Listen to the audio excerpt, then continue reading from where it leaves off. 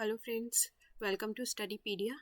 चलिए आज की वीडियो स्टार्ट करते हैं। आज की वीडियो में सॉल्व करेंगे एसएससी सीजीएल 2025 15 सितंबर का फर्स्ट शिफ्ट। इस शिफ्ट में जो 25 मैथ्स के क्वेश्चंस पूछे गए थे वो इस शिफ्ट में सॉल्व करेंगे। चलिए वीडियो को स्टार्ट करते हैं। देखिए हमें कुछ रेशियोज दे रखे हैं, A:B, B:C, C:D, और हमसे एंड में क्या पूछा है, A और D का रेशियो बताना है। तो देखिए A, B, C, D जितना गिवन है वो पहले लिख लेते हैं।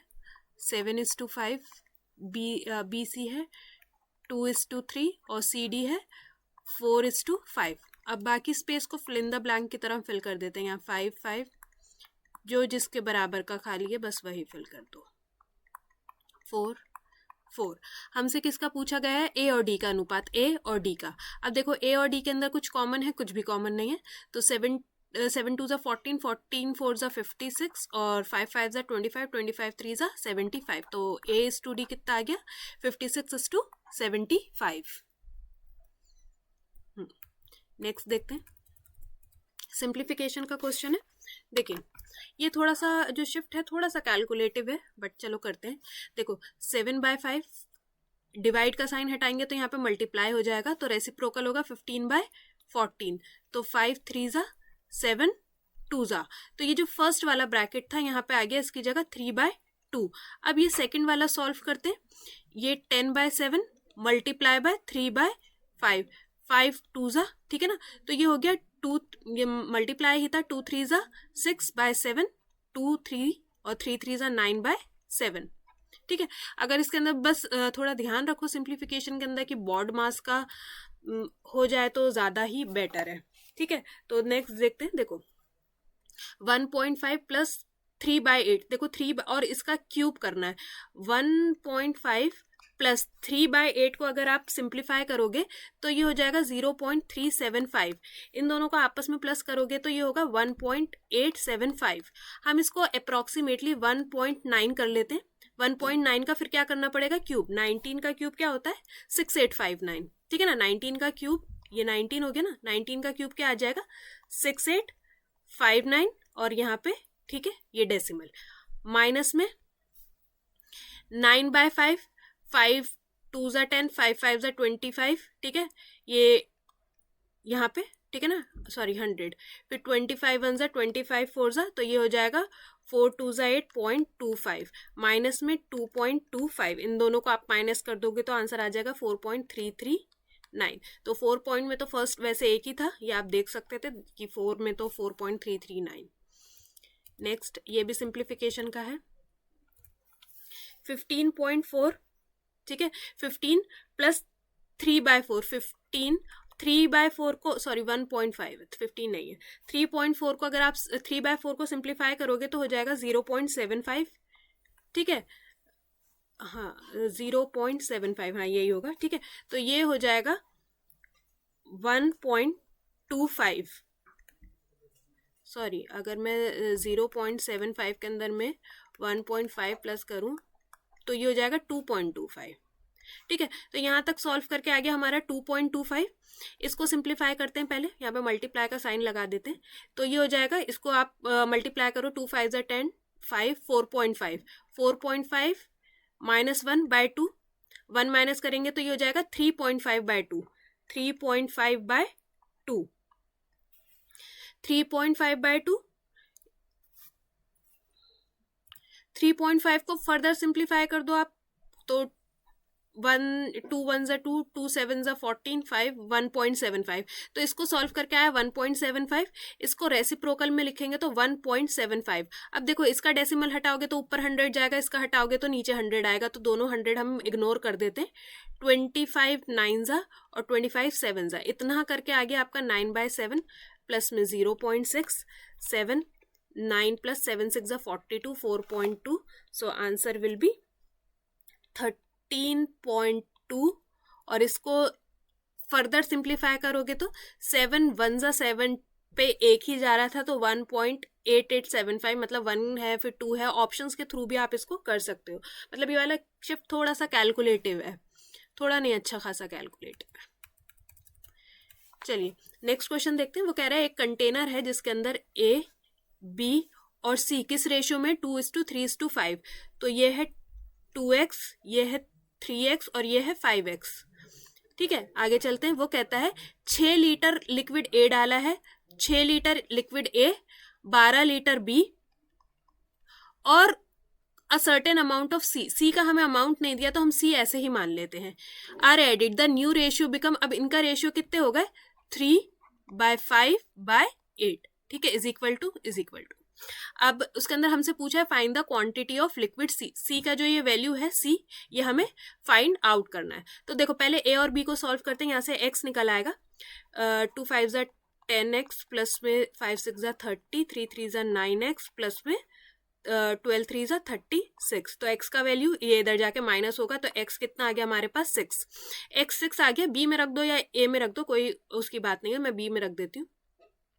3 6 ज़ा 18, 18 प्लस में 12 तो कितना हो गया 30, 30/5 5 6। ठीक है, तो ये जो b का जो पूरा वैल्यू हो गया ये 6 हो गया, 6 इज इक्वल्स टू में, फिर देन 5 6 ज़ा 30 प्लस में c अपॉन में 8, 6 8 ज़ा 48 इज इक्वल्स टू में 30 प्लस में c। तो c का वैल्यू कितना आ गया हमारे पास 18 लीटर। तो c कितना ऐड करा गया था उसके अंदर 18 लीटर। चलिए पार्टनरशिप का क्वेश्चन है। देखिए ये वाला जो क्वेश्चन होता है इसके अंदर एक स्मार्ट ये होता है कि आप ये क्वेश्चन स्टार्ट करने से पहले ना बस ये देख लो कि बिजनेस का जो ड्यूरेशन है वो कितने टाइम तक चला है। ठीक है ना, तो बिजनेस का जो ड्यूरेशन है वो कितना टाइम चला है, 2 साल चला है। 2 साल मतलब 24 महीने। अब वो कह रहा है कि गौतम ने एक बिजनेस को स्टार्ट करा था जिसके अंदर उसने कितने पैसे लगाए हैं 60,000। ठीक है ना, गौतम का जो निवेश है वो है 60,000 और जतिन ने उसको 8 महीने के बाद ज्वाइन करा है। ठीक है, जतिन ने उसको 8 महीने के बाद ज्वाइन करा है और उसका ये कितना है 35,000। तो अगर पूरा जो बिजनेस है वो 24 महीने चला है, जतिन ने 8 महीने के बाद ज्वाइन करा है, तो मतलब जतिन ने तो सिर्फ 16 महीने काम करा और इसने कितना काम करा है, पूरा 24 महीने काम करा है। तो हमें बस क्या बताना है, उनका रेशियो बताना है प्रॉफिट शेयरिंग का। तो प्रॉफिट शेयरिंग का रेशियो क्या होता है, कैपिटल मल्टीप्लाई बाय टाइम। ठीक है ना, तो हमने दोनों का कैपिटल मल्टीप्लाई बाय टाइम कर दिया।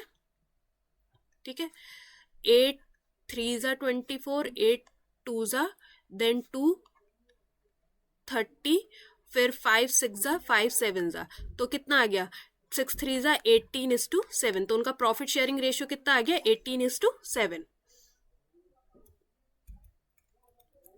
देखिए हमें एवरेज जो दे रखा है 12 लोगों का वेट दे रखा है, कितना है 65 किलो। 65 किलो था एवरेज एज कितना 12 लोगों का। अब उसके अंदर से बोला है कि एक बंदा क्या कर गया, 1 पर्सन लीव्स। ठीक है, तो एक बंदा चला गया, पहले 12 लोग थे, अब कितने रह गए 11 लोग। तो और अब जो एवरेज कितना रह गया 64.5 kg, मतलब 0.5 kg क्या हो गया, एवरेज कम हो गया। ठीक है ना, ये इतनी बात समझ में आ गई। वो पूछ रहा है what is the weight of the person who left, जो बंदा छोड़ के गया उसका एज, वो सॉरी उसका वेट कितना था। ठीक है, तो देखो पहले एवरेज एज कितना था सबका 65, और जो बंदा छोड़ के गया वो 11 लोगों का 0.5 वेट क्या है अपने साथ ले गया। ठीक है, तो ये कितना हो गया 5.5। तो जो बंदा छोड़ के गया उसका वेट कितना था 70.5। या तो आप इसको ऐसे कर सकते हो, नहीं तो वो जो डायरेक्ट होता है तो 12 × 65 कितना होता है 780 टोटल था। फिर जब बाद में हुआ 11 × 645 ये हो जाएगा 709.5। तो इन दोनों का डिफरेंस कितना आ जाएगा 70.5। वही था उस बंदे का एज जो छोड़ के, वेट एज बोले जा रही हूँ मैं उसे बार बार। हाँ, क्वेश्चन नंबर 58 देखते हैं। उसके अंदर हमें क्या बताना है, औसत बताना है किसका, क्यू का। अब क्यू का औसत कैसे होगा, पहले क्यू के जो है ये 65 + 68 + 62 + 64, ये हो जाएगा 259 डिवाइडेड बाय 4, तो 64.75। ठीक है ना, 64.75।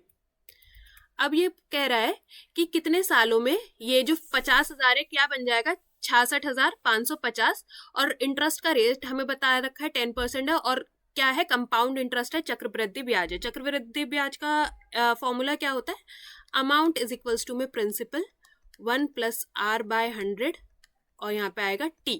अब हर चीज का वैल्यू हमें पता है, अमाउंट कितना हो गया ये 66,550, प्रिंसिपल कितना है 50,000, 1 + रेट है 10/100 और ये है T। बस हमें यहाँ T का वैल्यू बताना है। तो देखो ये हो गया 5 1 ठीक है, और ये हो गया 5 1 5, 5 3 15, 5 3 15, 5 1 5, ये कर दूं 1331 अपॉन में 1000 इज इक्वल्स टू में 1 प्लस अपॉन में 100। मैं इसको सॉल्व नहीं करती, ये टी का टी। अगर मैं इसको गौर से देखूं तो ये क्या है, ये है 11/10 का क्यूब इज इक्वल्स टू में 1 प्लस बाय टी। तो हमारे पास टी का वैल्यू कितना आ गया 3। 3 साल के अंदर जो ये 50,000 था वो 66,550 बन जाएगा चक्रवृद्धि ब्याज पर। अब देखो हमें रेशियो दे रखा है profit to the cost price. देखो एक उसके अंदर आपने अगर कुछ सामान बेचा तो आपको प्रॉफिट हुआ है 2 यूनिट और उसका कॉस्ट प्राइस था 7 यूनिट, मतलब 7 के ऊपर 2 यूनिट और आपने चार्ज करा है। तो हमसे पूछा गया है selling price to its profit. अब सेलिंग प्राइस कैसे बनता है, सेलिंग प्राइस क्या होता है हमेशा कॉस्ट प्राइस प्लस में प्रॉफिट। तो कॉस्ट प्राइस हमारे पास है 7 यूनिट और प्रॉफिट हमारे पास कितना है 2 यूनिट, तो सेलिंग प्राइस हमारे पास आ गया 9 unit to its profit. Profit से बताना था प्रॉफिट कितना है 2 यूनिट, तो हमारा रेशियो कितना बन गया 9:2। चलिए क्वेश्चन देखते हैं, थोड़ा सा कंफ्यूज करने वाला क्वेश्चन है। वो कहता है कि एक जो स्वीट शॉप ओनर है, एक मिठाई की दुकान का जो मालिक है, वो 10 बॉक्सेस बेचता है स्वीट के, मतलब 10 बॉक्स बेचता है कितने के प्राइस में, 8 बॉक्सेस के प्राइस में, ठीक है ना, मतलब आप 8 के पैसे देके 10 बॉक्सेस उससे लेते हो। If he sells each box at 2% discount, suppose उसने एक बॉक्स का जो मार्क प्राइस था वो 100 सेट करा था और उसके ऊपर 2% का डिस्काउंट दिया, मतलब उसको 98 में क्या कर दिया, सेल कर दिया। 100 का उसका मार्क प्राइस सेट करके सेलिंग प्राइस कितना कर दिया 98 कर दिया, मतलब 100 की चीज उसने 98 में बेची। तो हमसे पूछा गया उसका प्रॉफिट परसेंटेज। अब देखो आप क्या कहते हैं कितने बॉक्सेस ले रहा है उससे, 8 बॉक्सेस ले रहे हो, ठीक है ना। तो अगर मैं 100 इंटू 8 करूं तो ये 800 क्या हो गया, मेरा मार्क प्राइस हो गया कितने बॉक्सेस का, 10 बॉक्सेस का, ठीक है ना, 10 बॉक्सेस का मार्क प्राइस हो गया। तो एक का मार्क प्राइस कितना हुआ 80 रुपए, ठीक है ना। एक बॉक्स का मार्क प्राइस कितना हुआ 80 रुपए, जिसको आपने कितने में बेच दिया 98 रुपीज में। होप समझ में आ गया होगा, क्योंकि देखो आप कितने बॉक्सेस लेके जा रहे हो, उससे 8 बॉक्सेस लेके जा रहे हो ना, तो पहले हमने 8 का मार्क प्राइस निकाला, लेकिन 8 बॉक्सेस की जगह आप कितने बॉक्स लेके जा रहे हो उससे 10, तो 10 से हमने एक बॉक्स का मार्क प्राइस निकाल लिया 80 रुपीज, ठीक है। तो 80 की चीज उसने कितने में दे दिया आपको 98 रुपीज की। तो हमें प्रॉफिट परसेंटेज बताना है, तो कितने का फायदा हुआ उसे 18 का, किसके ऊपर हुआ 80 मल्टीप्लाई बाय 100, तो आंसर विल बी 22.5%। आप इसे सॉल्व करोगे तो आंसर आपको आ जाएगा कि उसका प्रॉफिट कितना हुआ 22.5%। चलिए क्वेश्चन स्टार्ट करते हैं। देखिए क्वेश्चन स्टार्ट करने से पहले मैं आपको इसके अंदर एक चीज़ एक्सप्लेन करना चाहती हूँ। देखो जो पब्लिशर्स होते हैं वो बुक को क्या करते हैं, पब्लिश करते हैं, छापते हैं, प्रकाशक। फिर उसके बाद जो पब्लिशर्स होते हैं वो बुक को पब्लिश करते हैं, फिर उसके बाद वो किसी बुक स्टोर को या रिटेल स्टोर को क्या करते हैं, बेच देते हैं, और फिर रिटेल स्टोर क्या करते हैं, वो किसी कस्टमर को सेल करते हैं, ठीक है। अब अगर मैं पब्लिशर की बात करूं, जो पब्लिशर का सेलिंग प्राइस होता है वो जो रिटेलर होता है या बुक स्टोर होता है उसका वो क्या होता है, कॉस्ट प्राइस होता है। फिर उसके अंदर वो कुछ प्रॉफिट मार्जिन ऐड करता है और उसके बाद वो क्या करता है, अपने जो फाइनल कस्टमर है उसको बेच देता है चीज। इतनी बात समझ में आ गई कि जो बुक स्टोर जो पब्लिशर का सेलिंग प्राइस है वो बुक स्टोर वाले का कॉस्ट प्राइस होता है। इतनी बात आ गई समझ। चलिए क्वेश्चन को स्टार्ट करते हैं। देखिए वो कहता है एक जो बुक का पब्लिशर था वो एक नॉवल का ऑफर करता है बुक स्टोर वाले को, किसके ऊपर 30% discount on a cover price. अब ये कवर प्राइस क्या है, मार्क प्राइस है जो हमें नहीं पता, मार्क प्राइस या अंकित मूल्य हम इसे एक्स मान लेते हैं। तो वो एक्स को 30% डिस्काउंट पे ऑफर करता है, मतलब 70% की वैल्यू पे ऑफर करता है। उसके बाद they charge an additional 5% on discounted price for shipping, और फिर उसके बाद 5% वो उसका शिपेज चार्ज करता है, मतलब 105% की वैल्यू पे उसे बेचता है। तो देखो अब अगर मैं यहाँ से इस वैल्यू, ये जो यहाँ से निकल के एक वैल्यू आएगी, ये अगर मैं पब्लिशर के पॉइंट ऑफ व्यू से देखूं तो ये उसका सेलिंग प्राइस है, और अगर मैं ये बुक स्टोर के पॉइंट ऑफ व्यू से देखूं तो ये बुक स्टोर का क्या है, कॉस्ट प्राइस है।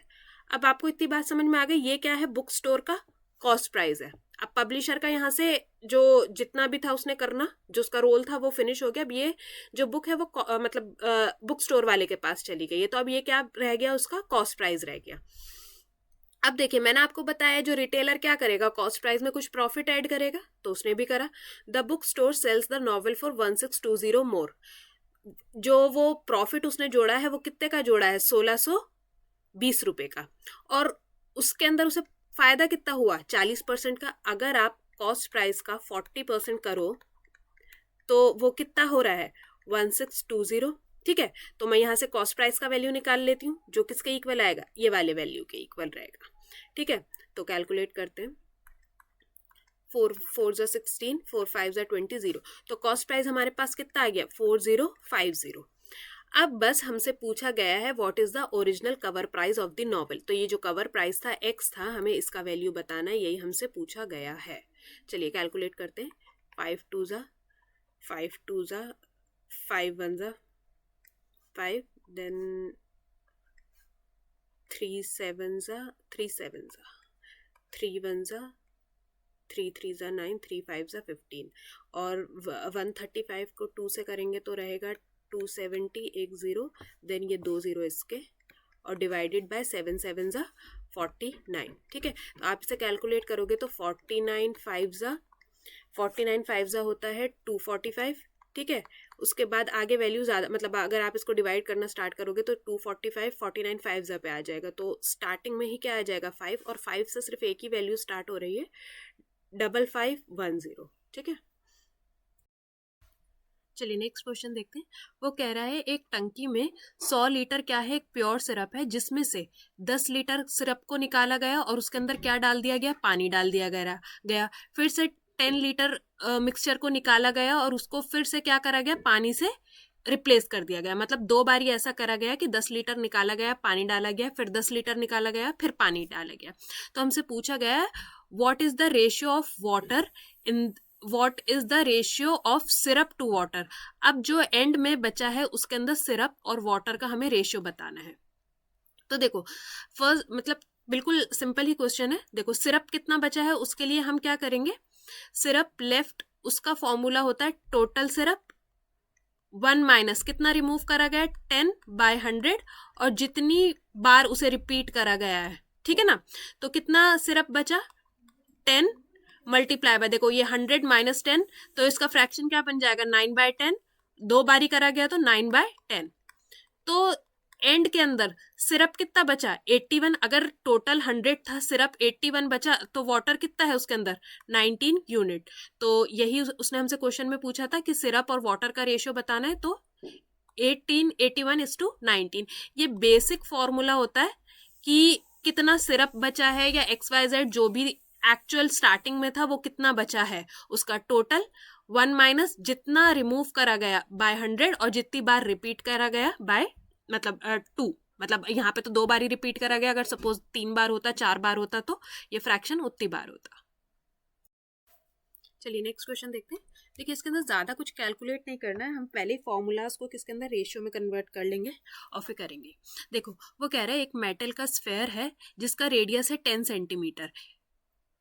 ठीक है, रेडियस है, त्रिज्या है 10 सेंटीमीटर। उसको मेल्ट करके क्या करा गया, 8 छोटे स्फेयर बना दिए गए हैं। ठीक है, तो देखो एक आपके पास बड़ा स्फेयर था, उससे आपने क्या बना दिए, छोटे 8 स्फेयर। ठीक है, छोटे 8 स्फेयर। आपको इसके अंदर एक चीज समझने की जरूरत है, जो ये वाले स्फेयर का वॉल्यूम था वही वॉल्यूम क्या होगा, इन चारों स्फेयर का होगा, मतलब इन 8 स्फेयर का होगा। ठीक है ना, मतलब जितना वॉल्यूम एक स्फेयर का था, अब उसको तोड़ तोड़ के अगर आपने 8 बना दिए हैं, तो ये जो टोटल 8 का अगर आप वॉल्यूम निकालोगे तो इन दोनों का वॉल्यूम क्या होगा, सेम होगा। तो देखो वॉल्यूम ऑफ दिस स्फेयर क्या होता है, 4/3 पाई। अब देखो ये बड़ा स्फेयर था तो ऑब्वियसली इसका रेडियस ज्यादा होगा। ये किसके बराबर हुआ, 8 में आपने उसको मतलब 8 स्फेयर बनाए हैं, 8 4/3 पाई r का क्यूब। अब उसके अंदर उसने हमें क्या बोल रखा है, जो बड़ा वाला था इसका रेडियस हमें दे दिया 10 सेंटीमीटर। तो यहाँ से हम छोटे वाले का जो स्फेयर है उसका हम रेडियस निकाल लेते हैं। पहले हम कैंसिल कर देते हैं जो जो कैंसिल हो रहा है, पाई से पाई ठीक है, तो ये आर बड़ा वाला हमारे पास है 10, तो 10 पुट कर देंगे तो इज इक्वल्स टू में 8 आर का क्यूब, तो ये हो जाएगा 8 1 ज़ा 8, 8 2 ज़ा 16 और 8 5 ज़ा 40 इज इक्वल्स टू में आर का क्यूब। तो जो छोटा वाला स्फेयर था, जो एक छोटा स्फेयर बना, उसका रेडियस कितना आ गया 5, और जो बड़ा वाला था उसका हमें दे रखा है 10। ठीक है ना, अब दोनों की हमें त्रिज्या पता चल गई। अब हमसे पूछा गया है what is the ratio of surface areas. अब हमें सरफेस एरियाज का रेशियो उनका बताना है, किसका, बड़े वाले स्फेयर का, ओरिजिनल स्फेयर का टू द, और बाकी जो 8 स्फेयर बने हैं उनका। तो देखो बेसिकली हमें क्या बताना है, 4 पाई आर का स्क्वायर इस 2 में 8 है ना, 8 4 पाई आर का स्क्वायर, बस हमको ये बताना है। तो बस क्या कहते हैं, पहले कैंसिल कर देते हैं। ठीक है, तो आर हमारे पास है 100 इस 2 में 8 इंटू में आर कितना है हमारे पास 5 इंटू में 5 25 25 1 ज़ा 25 4 ज़ा 4 1 ज़ा 4 4 2 ज़ा 8। तो हमारा जो दोनों स्फेयर थे उनका सरफेस एरिया का रेशियो कितना आ गया 1:2। बस इसको रेशियो के अंदर कन्वर्ट करके बस इसको सॉल्व कर दो। चलिए नेक्स्ट क्वेश्चन स्टार्ट करते हैं। अगेन देखिए वही है, एक कॉन्सेप्ट आपको पता होना चाहिए कि अगर आप एक ऑब्जेक्ट को मेल्ट करते हो, कोई भी ऑब्जेक्ट है, कोई भी शेप है, कुछ उससे मतलब नहीं, अगर आप एक ऑब्जेक्ट को मेल्ट करके दूसरा ऑब्जेक्ट बनाते हो तो बस आपको ये पता होना चाहिए कि दोनों जो ऑब्जेक्ट्स हैं उनका वॉल्यूम हमेशा क्या रहेगा, सेम रहेगा। चाहे आप एक ऑब्जेक्ट को मेल्ट करके 4 ऑब्जेक्ट बनाओ, 8 ऑब्जेक्ट बनाओ, तो जो फर्स्ट वाला ऑब्जेक्ट था उससे आपने जो भी बनाया है उन दोनों का वॉल्यूम हमेशा क्या रहेगा, सेम रहेगा। तो वो यही कह रहा है कि how many hemisphere with a radius of 3 centimetre can be produced by melting down a hemisphere with 12 centimetre. एक हेमिस्फेयर था जिसका रेडियस था 12 सेंटीमीटर, आपने उसको मेल्ट कराए और दूसरे हेमिस्फेयर बनाए हैं। अब कितने बनाए हैं ये हमें बताना है, बट उसका हेमिस्फेयर का रेडियस हमें दे रखा है 3 सेंटीमीटर। तो देखिए हेमिस्फेयर का वॉल्यूम का क्या फॉर्मूला होता है, 2/3 पाई आर का क्यूब। तो ये कितना है बड़ा वाला हेमिस्फेयर, 12 इंटू 12 इंटू 12। इससे आप बनाएंगे छोटे हेमिस्फेयर, कितने बनाएंगे ये नहीं पता, इसका क्या रहेगा 2/3 पाई, और आर कितना है इसका 3 इंटू 3 इंटू 3। ठीक है, तो कैंसिल कर देते हैं, तो ये 3 3 3 3 4 ज़ा 12 4 4। ठीक है, तो आप कितने बना पाएंगे उससे हेमिस्फेयर, 4 का क्यूब 64। ठीक है,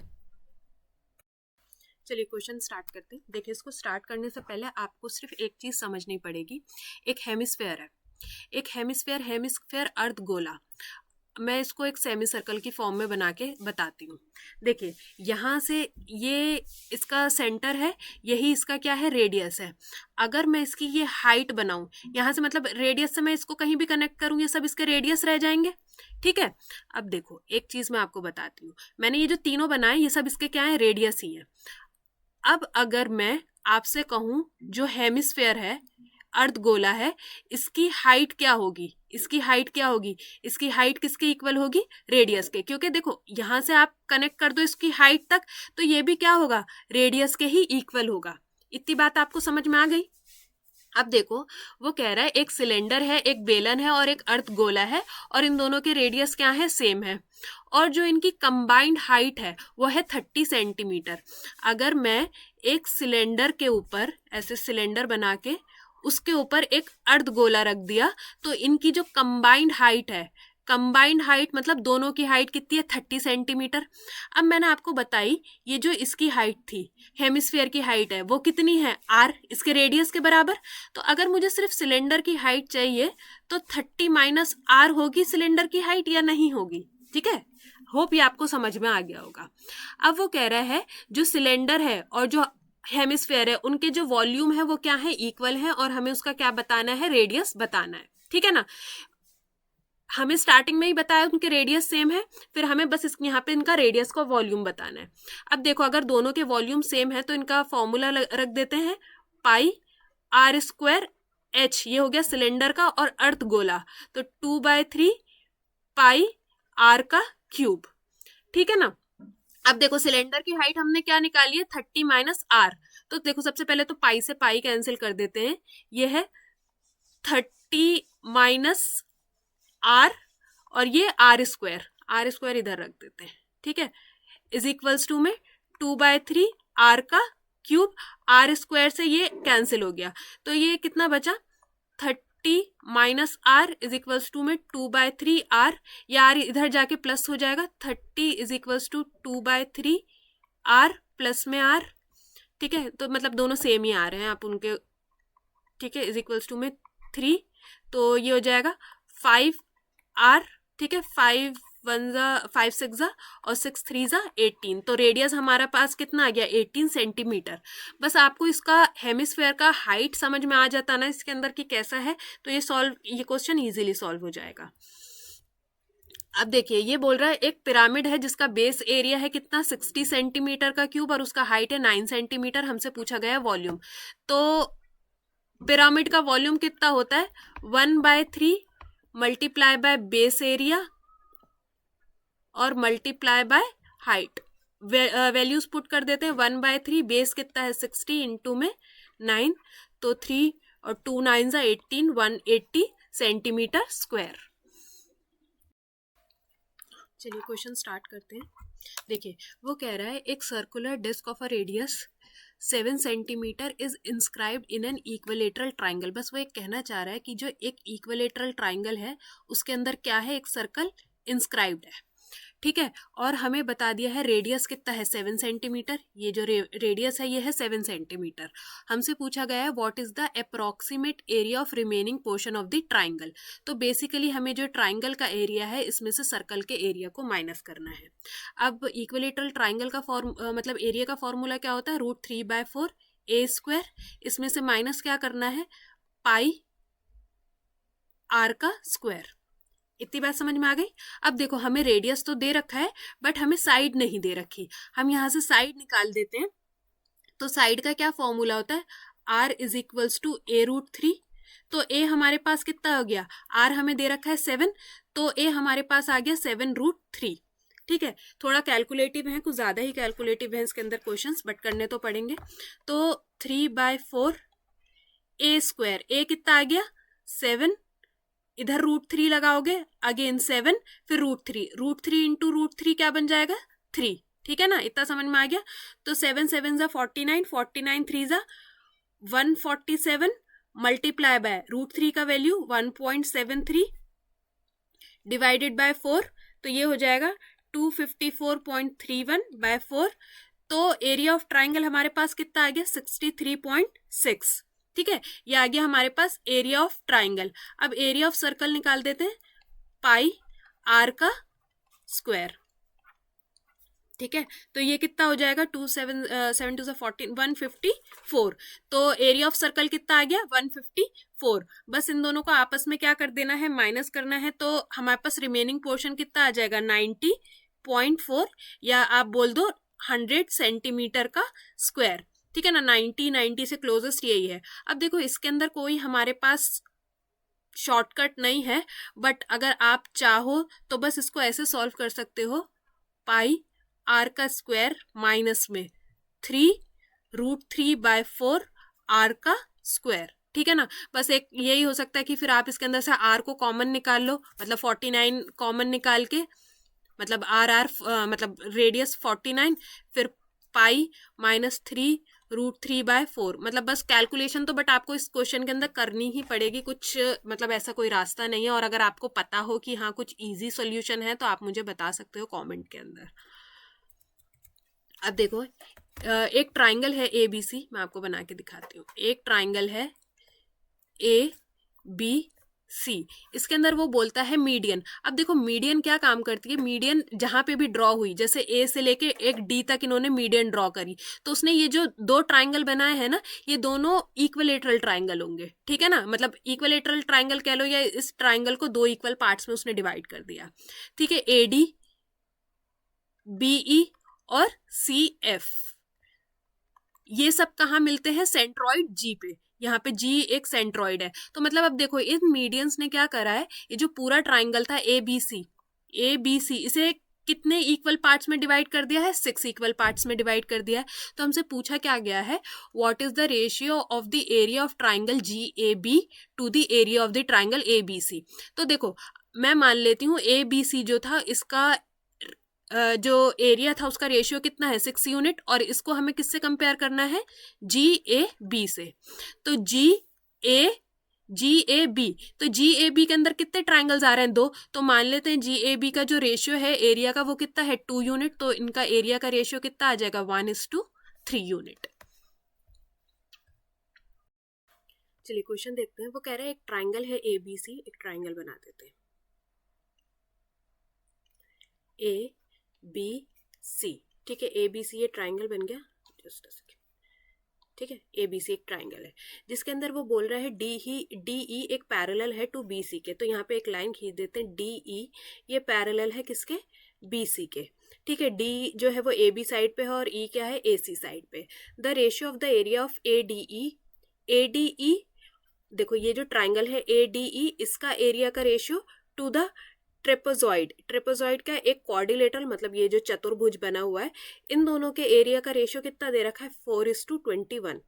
अब आप देखो सीधी सीधी बात, अगर ये ट्राइंगल जो मतलब ऊपर वाला एरिया है इसका एरिया कितना है 4 है और नीचे वाले का एरिया कितना है 21, तो जो ट्राइंगल है ABC इसका टोटल एरिया कितना हो गया 25 हो गया, ठीक है ना, क्योंकि टोटल एरिया होगा ना ABC का, तो ABC का जो एरिया हुआ टोटल 25 हो गया। अभी इतनी बात समझ में आ गई। अब देखो, अब हमसे पूछा गया है what is the ratio of AD to DB। ये लाइन को अगर बीच में से कर दो तो इन दोनों लाइंस का हमसे क्या पूछा गया है रेशियो पूछा गया है। अब देखो रेशियो के केस में क्या होता है, अगर आपको एरिया का रेशियो दे रखा है, ठीक है, जैसे ABC का रेशियो दे रखा है हमें 5, अगर मैं इसकी किसी एक साइड का रेशियो निकालना चाहूँ तो इसको क्या कर दूंगी अंडर रूट, तो AB जो साइड है ये पूरी AB साइड है इसका रेशियो कितना आ जाएगा 5, और जो ये छोटा वाला ट्राइंगल है ट्राइंगल ADE इसका मुझे एरिया कितना दे रखा है 4, इसे अंडर रूट करूंगी तो इसकी साइड का रेशियो कितना आ गया 2। अब देखो ये A से लेके B तक जो साइड है इसका साइड का रेशियो कितना है 5, और A से लेके D तक जो साइड है इसका साइड का रेशियो कितना है 2, ठीक है ना। अगर ये 2 है और ये टोटल पूरा 5 है तो ये कितनी हुई 3 हो गई, ठीक है। तो हमसे यही तो पूछा गया था। DB कितनी है 3:2 में, सॉरी AD कितनी है 2:2 में 3, मतलब पहले DB लिख दिया मैंने, ठीक है। तो आपको समझ में आ गया ये, बस इतना पता होना चाहिए कि अगर आप साइड के रेशियो को क्या कर दोगे, सॉरी एरिया के रेशियो को अगर आप अंडर रूट कर दोगे तो उससे आपको क्या मिलेगा साइड का रेशियो। चलिए नेक्स्ट क्वेश्चन स्टार्ट करते हैं।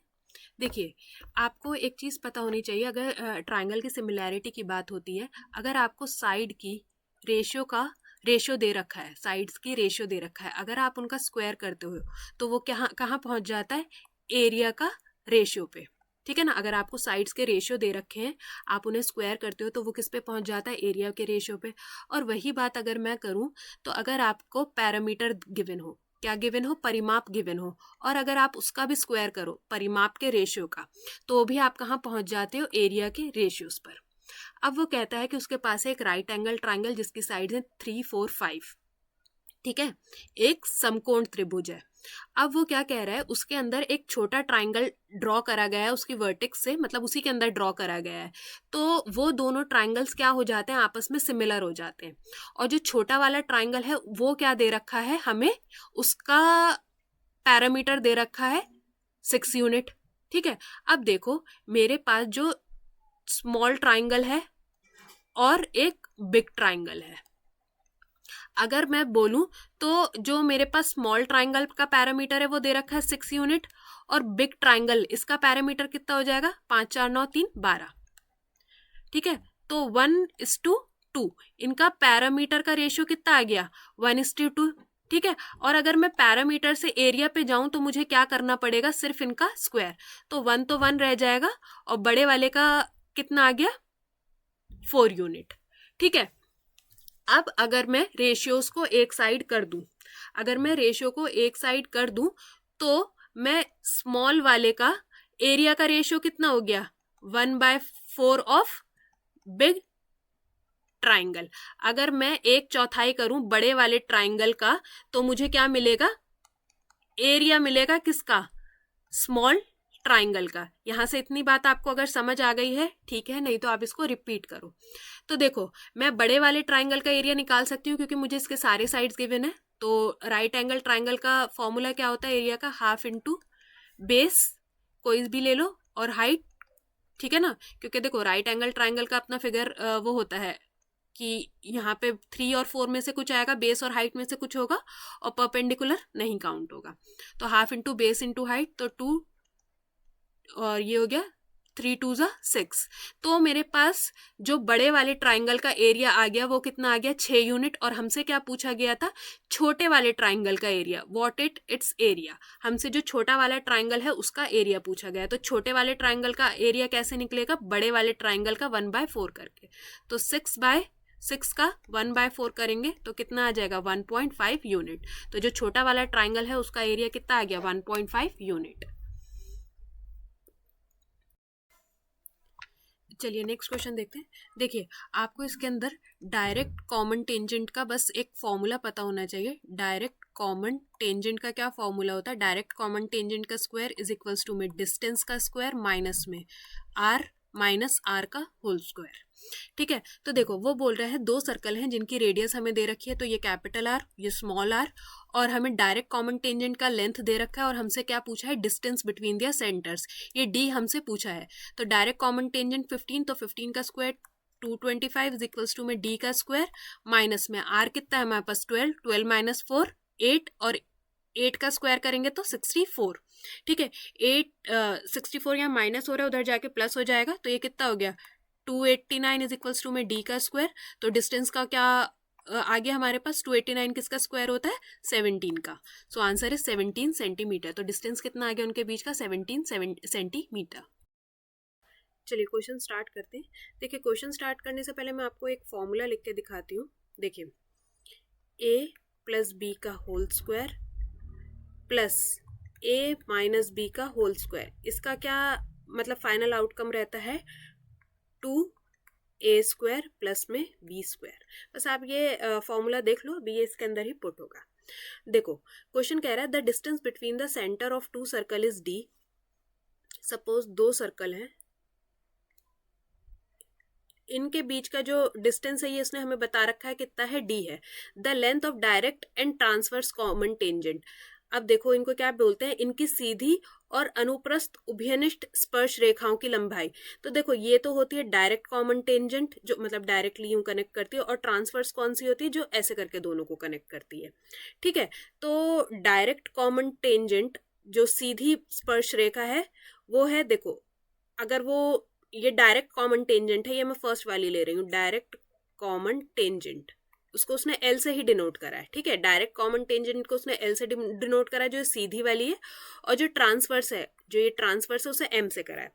तो डायरेक्ट कॉमन टेंजेंट का क्या फॉर्मूला होता है, इज इक्वल्स टू में डी स्क्वायर माइनस में आर माइनस आर का होल स्क्वायर, और जो ट्रांसवर्स होती है उसको यहाँ एम से डिनोट किया गया है, ये वाली।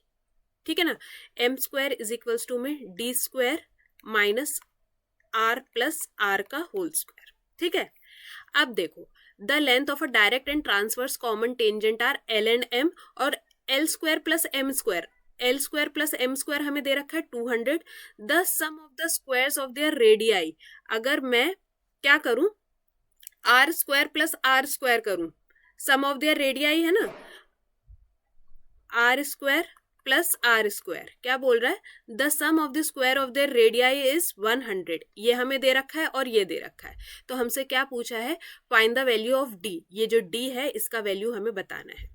तो अब मैं अगर इस फॉर्मूले को आगे चलाऊं, अगर मैं इसको कर दूं एल स्क्वायर प्लस में एम स्क्वायर, दोनों को ऐड करूं, तो देखो ये डी स्क्वायर ये डी स्क्वायर, ये हो गया 2d का स्क्वायर, दोनों में माइनस है, मैंने अगर माइनस कॉमन ले लिया, अगर मैंने माइनस कॉमन ले लिया तो एक क्या बना, आर माइनस आर का स्क्वायर, ये माइनस था ये हो जाएगा प्लस, ये फिर हो जाएगा आर प्लस आर का होल स्क्वायर। ठीक है, आर प्लस आर का होल स्क्वायर।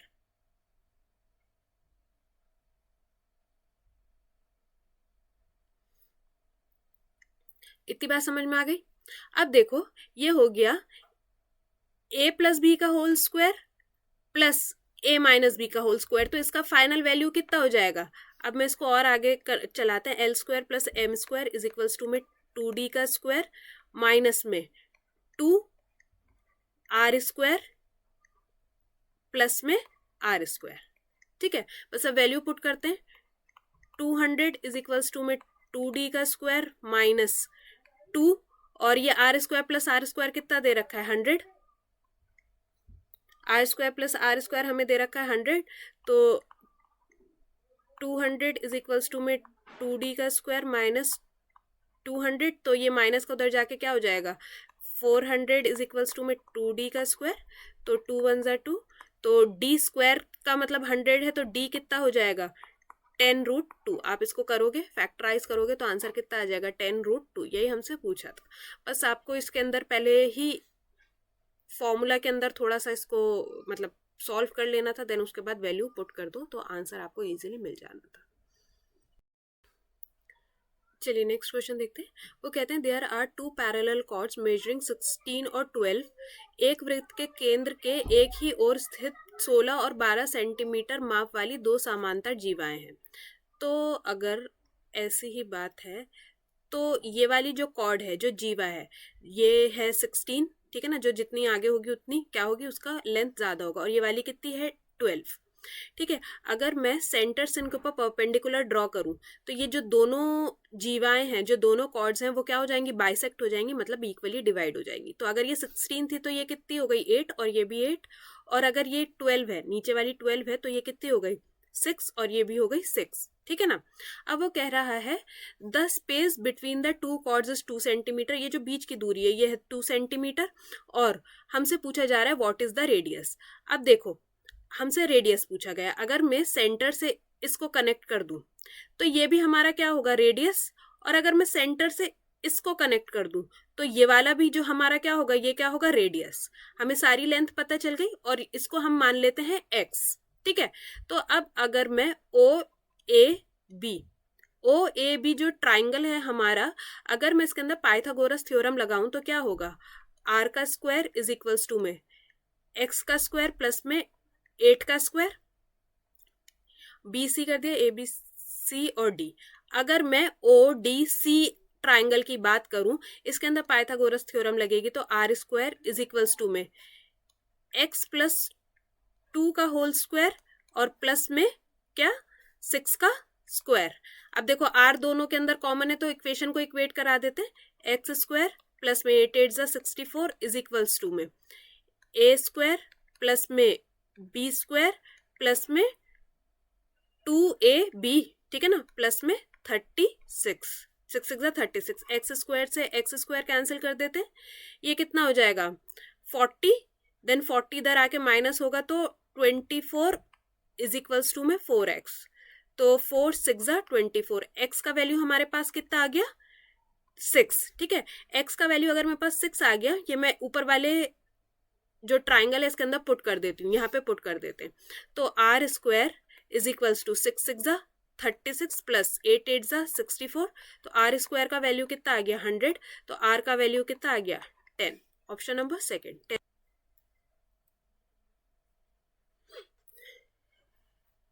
चलिए इसका लास्ट क्वेश्चन देखते हैं, हमसे पूछा है what is the area of segment form by a cord in circle radius 12 centimetre, the angle subtended at the centre is 150 degree. 12 centimetre त्रिज्या वाले वृत्त में एक जीवा द्वारा बनाए गए रेखाखंड का क्षेत्रफल क्या है यदि केंद्र का कोण दे रखा है 150 डिग्री। अब मैं आपको बना के दिखाती हूँ, कुछ ऐसे ऐसे और ये ऐसे, और हमसे किस चीज का एरिया पूछा गया है ये, ठीक है ना, और हमें जो ये दे रखा है ये दे रखा है 150 डिग्री। अब हमें इसको निकालने के लिए क्या करना पड़ेगा, पहले तो हमें ये पूरा सेक्टर का एरिया निकालना पड़ेगा, ये पूरा ए बी सी ये जो पूरा सेक्टर है इसका हमें क्या निकालना पड़ेगा एरिया निकालना पड़ेगा। एरिया के सेक्टर का क्या फॉर्मूला होता है, देखिए इसका फॉर्मूला होता है थीटा बाय 360 डिग्री मल्टीप्लाई में पाई आर का स्क्वायर, आर कितना दे रखा है 12 इंटू में 12, मैंने पाई रहने दिया क्योंकि मुझे सारे ऑप्शंस के अंदर पाई दिख रहा है, ठीक है ना, तो 12 1 12 3 3 5 ज़ा 15, तो ये तो हो गया 60 पाई। अब इसमें से हमें क्या माइनस करना है, ये ट्राइंगल का एरिया, क्योंकि अभी तो मैंने ये पूरा निकाल लिया। अब इसमें से ट्राइंगल माइनस कर दूं तो मेरे पास ये जो शेडेड रीजन है बस यही रह जाएगा, और यही हमें बताना है। अब देखो, अगर ये इक्विलेटरल ट्राइंगल होता, 60 डिग्री होता सब कुछ, तो इजीली निकल जाता, बट ये जो थीटा है इसका वैल्यू है 150 डिग्री। तो ऐसे में कैसे निकालते हैं, 1/2 आर का स्क्वायर साइन थीटा। ठीक है, अब देखो साइन थीटा यहाँ पे कितना है, 150 डिग्री, तो पहले साइन थीटा का वैल्यू कैलकुलेट करना पड़ेगा। तो साइन 180 डिग्री माइनस में थीटा इज इक्वल्स टू क्या होता है, साइन थीटा। ठीक है, तो 180 डिग्री माइनस में थीटा इज इक्वल्स टू में 150 डिग्री। तो थीटा की वैल्यू कितनी आ गई हमारे पास, 30 डिग्री, और 30 डिग्री पे साइन कितना होता है, 1/2। ठीक है, तो बस यहाँ पुट कर देते हैं 1/2, आर कितना है हमारे पास 12, इंटू में 12 अगेन 1/2, तो 2 6 ज़ा, तो जो ट्राइंगल है इसका एरिया कितना आ गया 36। तो हमारा फाइनल आंसर क्या है, 60 पाई माइनस में 36। सो आज की वीडियो में हमने पूरे 25 क्वेश्चन सॉल्व कर लिए। थोड़ा सा हार्डशिप था, थोड़ा नहीं, अच्छा खासा हार्डशिप था। सो होप आपके जितने भी डाउट्स रहे होंगे वो सब क्लियर हो गए होंगे। और अगर ये वीडियो आपके किसी फ्रेंड या फैमिली के लिए हेल्पफुल है, please do share the video.